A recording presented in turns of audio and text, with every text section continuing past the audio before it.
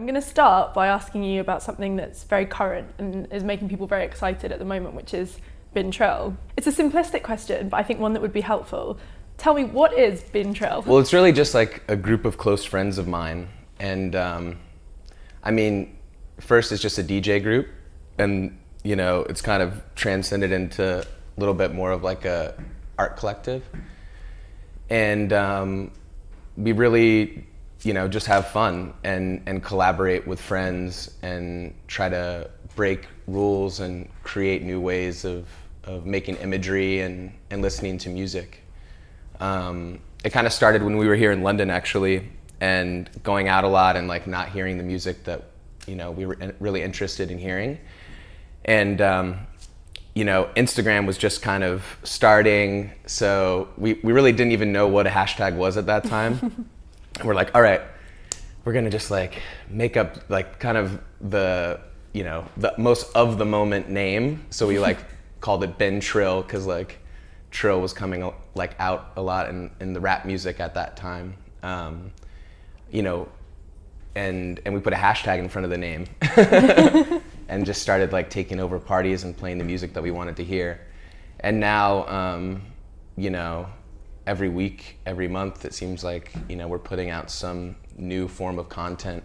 But really there's no like plan with it at all. And it kind of like sometimes seems a lot larger than it really is. But it's really just like four friends having a good time, you know, doing things that people say that we can't do. It's interesting to me that you say there's no plan for it, because it's a question I was going to ask later, but it seems fitting now, which is, you know, you kind of mentioned it there, Bin Trill, it's so of the zeitgeist, you know, it's about kind of online culture, it's about exactly what people are interested in now, like hashtags, branding. Do you think it will have longevity, or do you kind of, is that fine with you that it's very much of the moment? Well, we always said that it was only supposed to be for 2013. Like that's why we made it so of that time, you know? We were gonna have like a 2-year anniversary party, and on the shirt it would just say this was only supposed to last 1 year.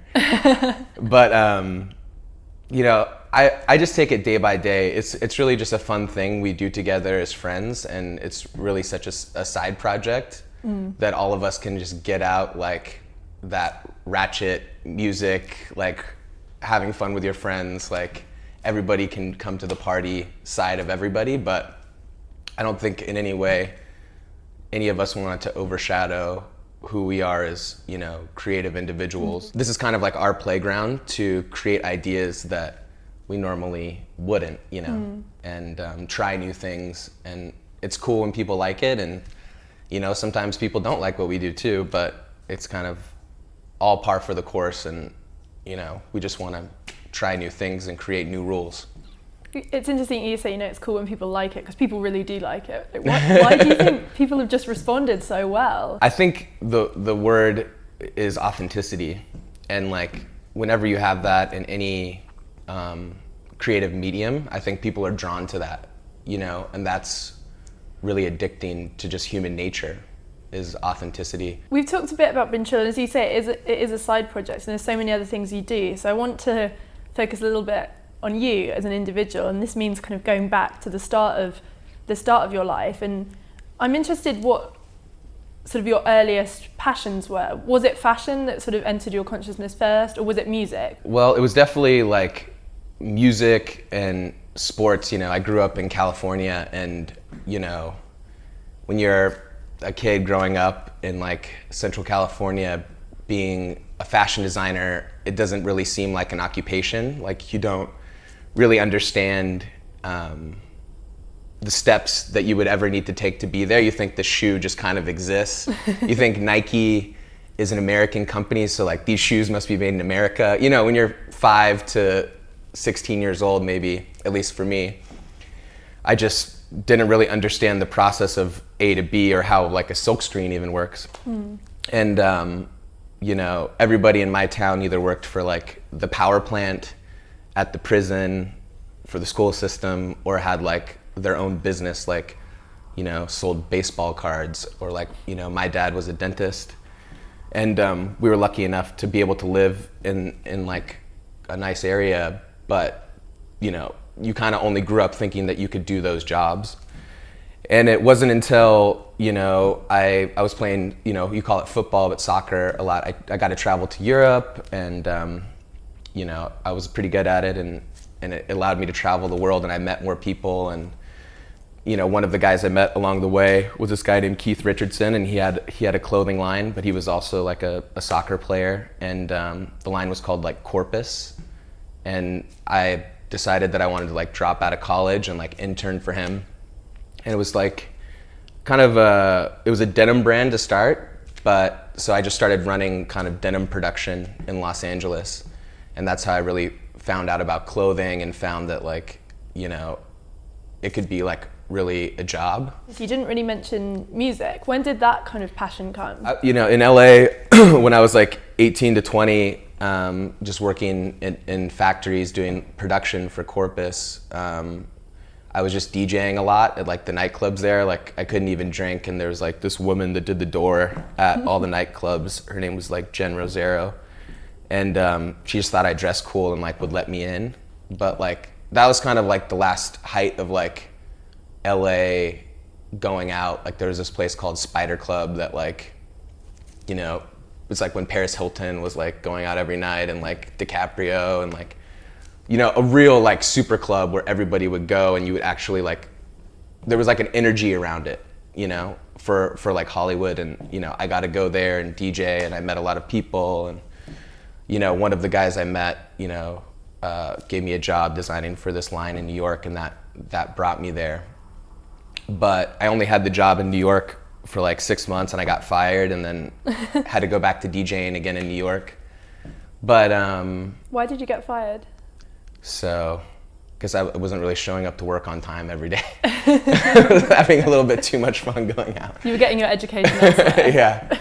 Talk to me about your approach to design, because that's still something that obviously you do a lot. Tell me about that. Just by chance, this day and age, if you do something, good when you're young, everybody finds out about it. Just the nature of social networking, and you become judged from that point for the whole entire creative community.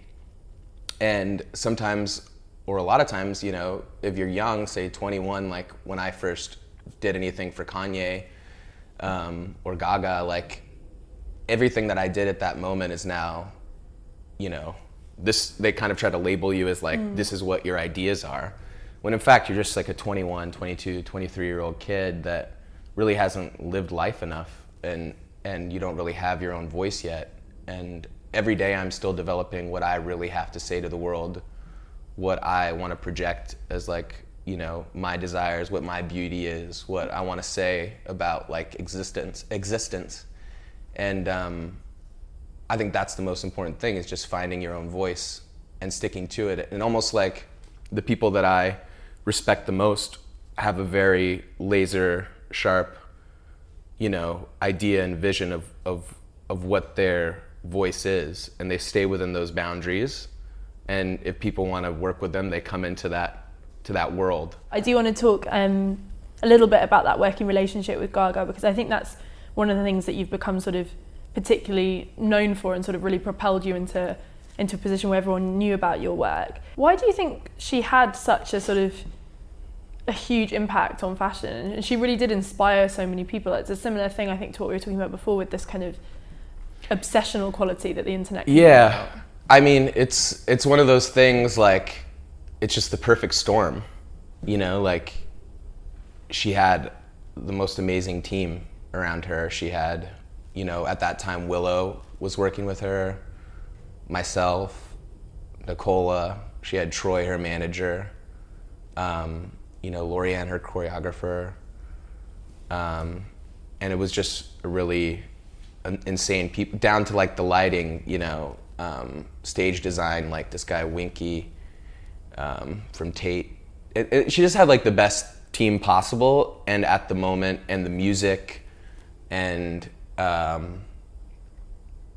it was almost like, not fair. It was like the NBA All-Star team. And then, slowly everybody's kind of decided to do their other things. But she was making great music at that time, and like, also, you know, through Nicola, we were working with just the best image makers in the world. You know, at that time, Hedy wasn't designing, and we got, you know, Hedy to do that album cover, and that was like really huge and respected. And same thing with Nick. We got Nick to do all of the show visuals. And, you know, if you start there with like Nick and Hedy, then, you know, you're at that time, you know, you kind of have the gates open to you. So that, you know, that was it. It's really like unexplainable. You know, it's just the perfect storm. She had the best of everything, best moment, music, you know, but, you know, I'm not going to be like ignorant in any way and say that like that can be recreated for everybody, you know?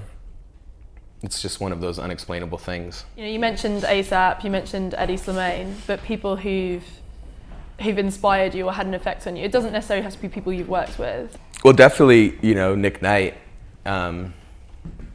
You know, after I stopped working with Gaga and I was just like, needed a break from like being in a new city every single day. I came to London and like lived here and worked with Nick for about 3.5 months, and that was like amazing, you know, and that kind of started our relationship outside of just collaborating on Gaga stuff. Well, I mean, like Kanye's the same way for me too. He's like another like most inspiring person in my life besides Nick. You know, like the guy, he just is the hardest worker and one of the most talented creatives in general. He's like Da Vinci or something, like really well-rounded and can really be amazing at so many different things, whether it's music, whether it's architecture, design. Like he is truly, truly talented and as a Renaissance man in everything, you know? And, you know, if you think about that, you know, there's a great quote that like, great leaders create more great leaders. And like, I think it's part as a creative and maybe even as like a man that you look to elders to like teach you, and then you learn a lot about yourself teaching others. And I think it's just a positive thing to be open to sharing ideas. And I think that's how new great, you know, moments come in history and culture. And so you truly believe that he is sort of a visionary? Definitely, yeah. I mean, the kind of boundaries to be broken just being like, you know, like a black person in fashion. Like, I mean, yeah, I said it, you know, like, can you name the amount of black fashion designers on one hand? There's like Andre Walker. He was like the very first one from New York. There was one guy that like designed Givenchy. There's Shane from Hood by Air. There's Virgil. You know, to be able to kind of like make it to where he's had from Chicago.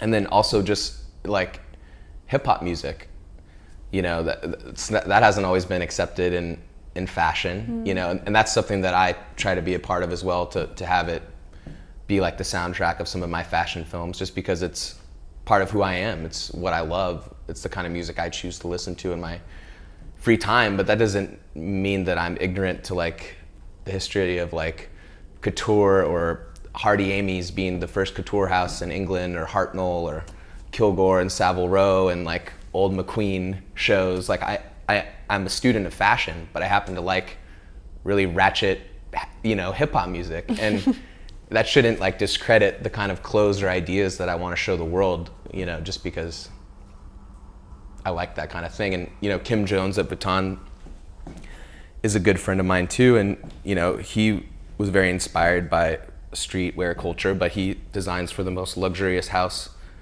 arguably in the world. And he goes to work in like Supreme, like camo pants and sweatshirts, and wears like Jordans, you know, to work. So, you know, that being said, Kanye's really a pioneer for musicians, for Americans, for black fashion designers in the design world. And you know, the kind of current he's had to like swim against is unparalleled, and he, you know, he never gives up, and he just is exactly who he is, and you know, you only get just truth and awesomeness from him.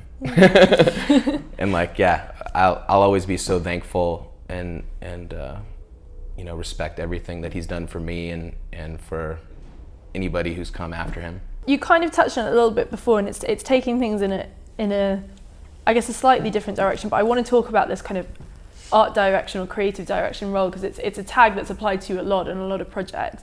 Yeah, I think that anybody can label themselves an art director for, you know, for lots of various things, but I don't know. I think that a lot of the art directors that I respect the most, they continually work with, like, you know, groups of people. Like, you know, Peter Saville is a great art director. He worked with Nick on like all those Yoji campaigns and, you know, so many different projects. And, you know, because he had like Nick and Nick had him, they could create great work together. So I think me being a creative director and an art director is because I fit so many different things, because I'm so interested in that idea of like collaboration. And so many great things come from collaboration when you have a great partner to help push you into a new great idea. And that's what I think the great art directors do, is they create a great environment for new ideas with somebody that they have a great creative relationship for, and great ideas come from that.